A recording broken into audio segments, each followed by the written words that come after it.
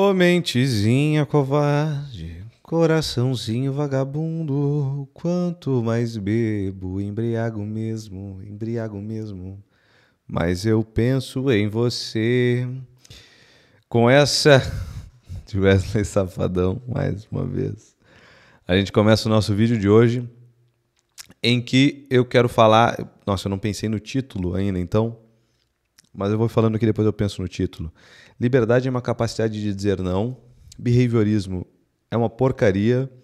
Tu não é um resultado de condicionamentos. Tu não é aquilo que te aconteceu e nem poderia ser. O teu cachorro, o Fluffy, ele é isso. Ele é resultado daquilo que aconteceu a ele. Ele é fruto de condicionamento.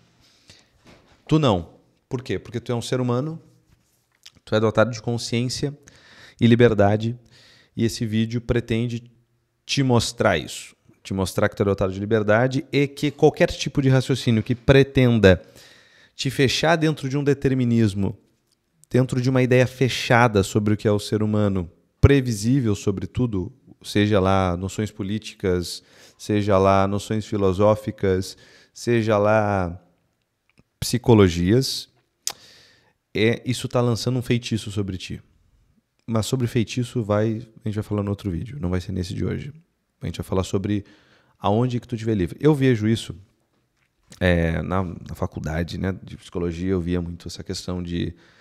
essa divisão, né, entre duas escolas que são deterministas por excelência. Tanto a psicanálise quanto uma de viés mais comportamental e ou cognitiva, né, onde a gente consegue necessariamente fazer um cálculo com o ser humano e mostrar que ele é um resultado de determinadas situações. Por exemplo, vamos pensar na psicanálise. Eu sou, de algum modo, escravo da minha história passada. Se eu tive uma relação paternal na infância XYZ, o meu futuro é uma perpetuação do meu passado. E eu estou preso nisso e eu vou acabar repetindo alguns tipos de comportamentos. É assim desde a sua base, né? Depois de tudo, os psicanalistas eles vão fazer N gambiarras, vão fazer N malabarismos mentais para tentar justificar isso, sendo que a psicanálise está, inclusive, situada dentro de um sistema filosófico niilista. Então, também, além de ser materialista e niilista, em base, não funciona. A psicanálise ela precisa ser vista como literatura, e isso é projeto para um outro vídeo que eu já tenho em mente há algum tempo e eu ainda não fiz. Psicanálise é igual à literatura e ela precisa ser vista assim. Ok. Como é que eu cheguei nisso aqui, né? Eu estava pensando...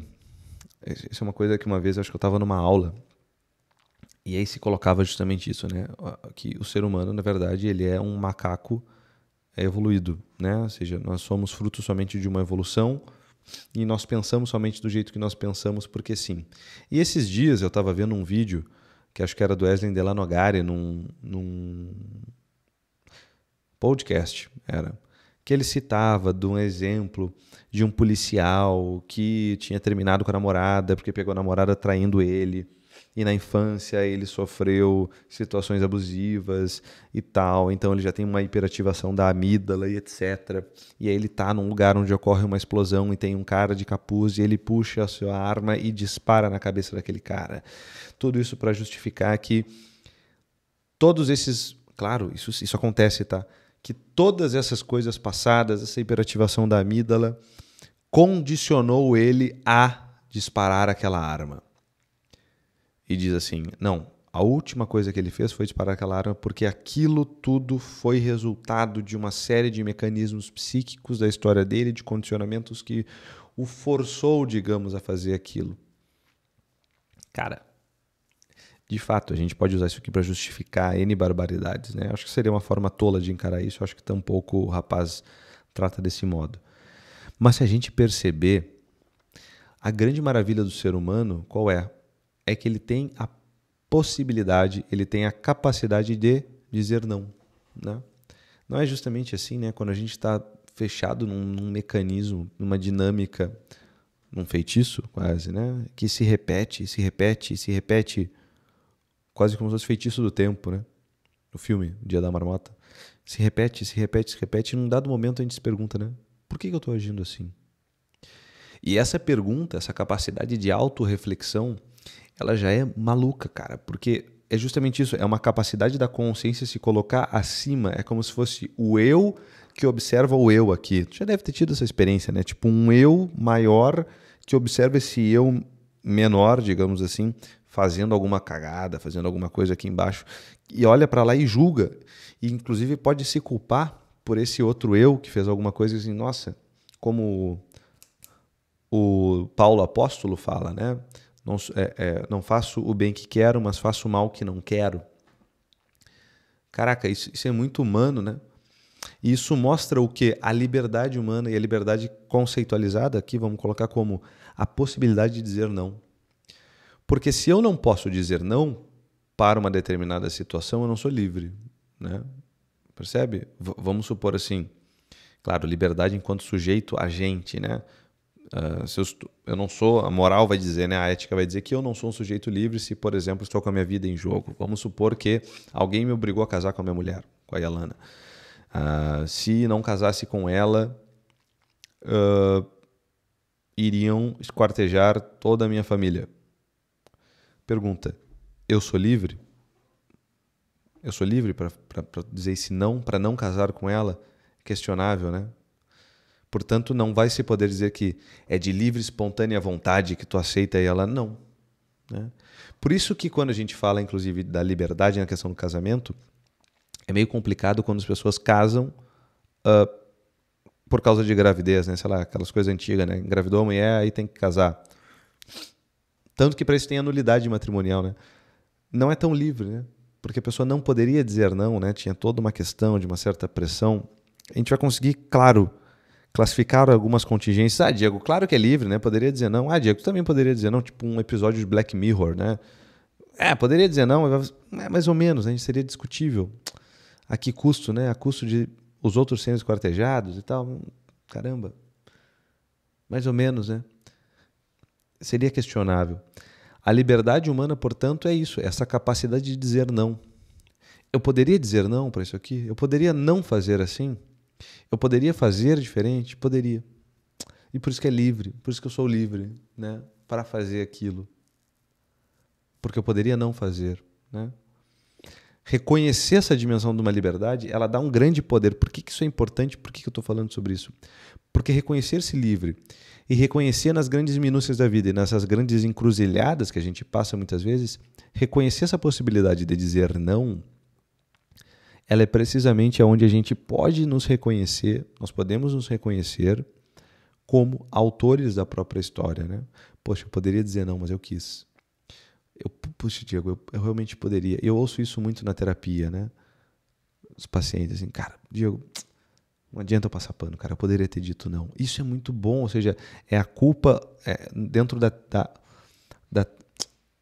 do otimismo trágico, caraca, esqueci o nome, né? Do Viktor Frankl, né? Que ele vai dizer que ele vai trazer um certo otimismo sobre a culpa, que se tu tem culpa é porque tu poderia fazer diferente, né? Então, olha, tu é livre, né? Porque como tu vai ter culpa por algo que tu não é livre, isso eu vejo muito na terapia também, né? Pessoas que se sentem culpadas por algo que lhe aconteceu. Como é que eu vou ser culpado por algo que me aconteceu, caramba, né? Isso é loucura. Caramba, essa não é a minha história. A minha história é a história da onde eu posso dizer não. Eu fui, sei lá, sofri um abuso, caramba. Como que isso vai ser a minha história se eu não poderia dizer não, caramba? Se eu fui, né? Foi usado de uma força coercitiva para fazer isso comigo. Não é minha história. Não é sobre mim essa história. Essa história é do outro. O outro que fez essa cagada, né? E vai ter que conviver com essa culpa pelo resto da vida. Mas não a minha. Eu sou responsável por aquilo que eu poderia dizer não.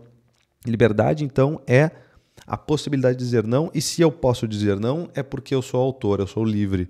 Eu tenho essa capacidade de me autorrealizar, de autorrefletir sobre aquilo, de ser criativo, de ser original, de ser autêntico, de viver a minha vida mesmo, né? Isso é muito maneiro. Então, reconhecer-se livre, reconhecer, então, a possibilidade de dizer não para determinadas coisas, que é muito parecido com o foco, né?